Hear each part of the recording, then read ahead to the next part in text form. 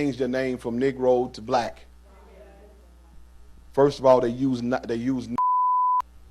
first, but it was a derivative of the Negro word. They knew who you were, and they figured out that if you keep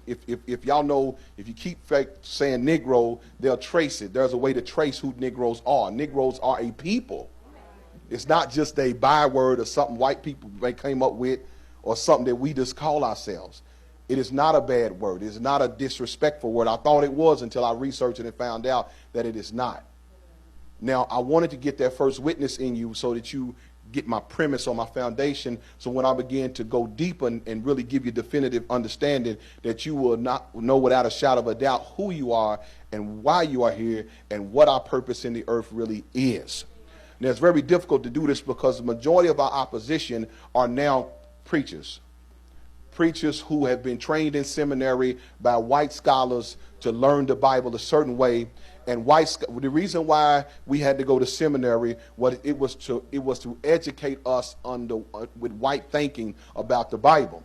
The problem is that the Bible was not written by white people or for white people.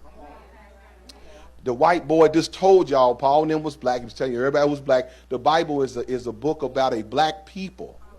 You got what I'm now? I know, and you do your own research. It's not a racist thing. It's a truth thing. Now, when we accepted this Christ to be white, nobody has had a problem with that.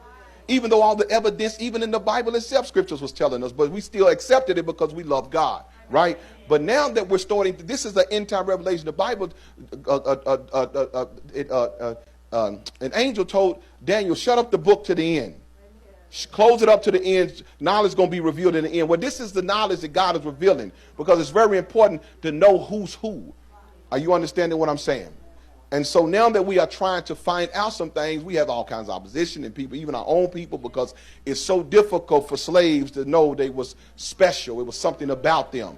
When all your life you've been told you was a slave, that might have been the most damaging that might have done the most damage to my self-esteem that I ever had at the realization when I went to school that my lineage went back to slavery. And I'm seeing these white boys identifying with Christopher Columbus and identifying with Franklin and all them. And I'm sitting there like, I don't know who I am, and I have no idea what else to say. And all they told me was I was a slave, and that's the extent of my knowledge. That hurt my self-esteem. I saw the white boy when he found out who he was and who I was. He looked down on me at that point, and I felt low because I had no history to point to that I wasn't always in this condition. Well, that was the white supremacist or the colonial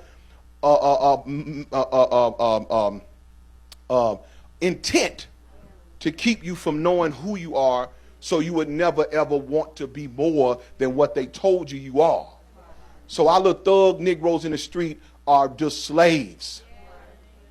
The images have come from Jewish and European people who go into the hood the same way they went and got step and fetch it and sleep and eat and get the worst of us and put us on TV and say, this is y'all, and they pay our people to degrade ourselves and coon on TV, and they'll give millions of dollars to look bad and look degrading, and so they can put the image out there that this is who y'all are, because we trying to remove y'all so far away from who we know y'all are that y'all God will not even recognize y'all. You got what I'm saying? So this Negro land is something I'm going to show you today, how much history was lied about. Come on, Tim.